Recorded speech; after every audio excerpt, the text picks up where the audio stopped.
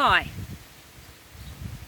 we're at Shirley Close Harmony Garden, and this is what we calling, or at least I'm calling, the polystyrene patch.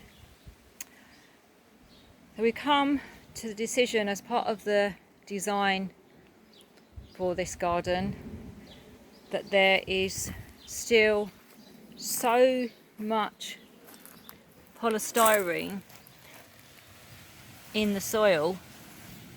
No matter how much you scrape back, it's all broken down, and it's just layers and layers and layers of it.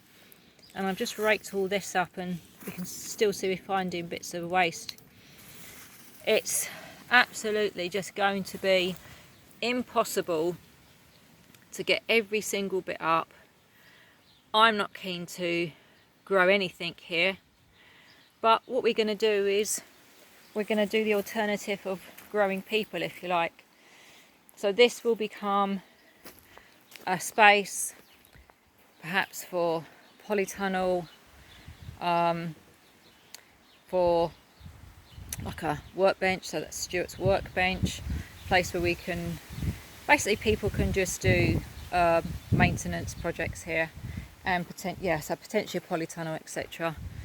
So these bits of wood that were already here when we got here define the edge of where the polystyrene is. So this side is where all the polystyrene is the worst. There hasn't really been much over that side, if any.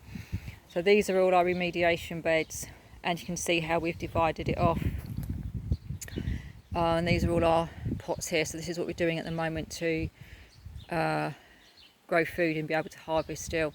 We can't harvest anything from these beds to eat. So we've got sunflowers and green manures doing the remediation here.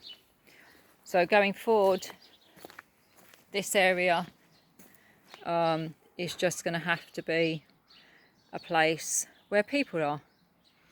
I just don't want to grow in this area much of anything at all.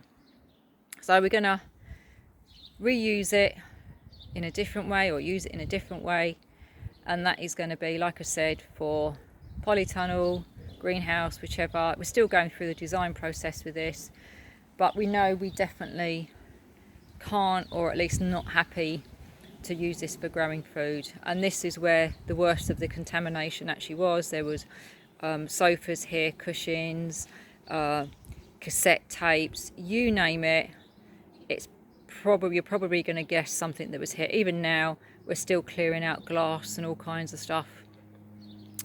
And you can see these two posts here are lead level indicators, but if we're not going to grow any food, then I guess these areas here we're not going to be too fussed about. But there are ones scattered over the place. There's one just here you can't see, and there's one over there just in front of the bench, and there's another one there in front of the cold frame. So this is just how we're making decisions based on limitations of the site. So how can we use it if we can't use it for food? And the idea is just to make it a maintenance space, which is fine. We do need that space somewhere, and I guess the decisions are kind of made for us. Anyway, thanks for watching, and over and out from Wild Edges at the Harmony Garden. Take care.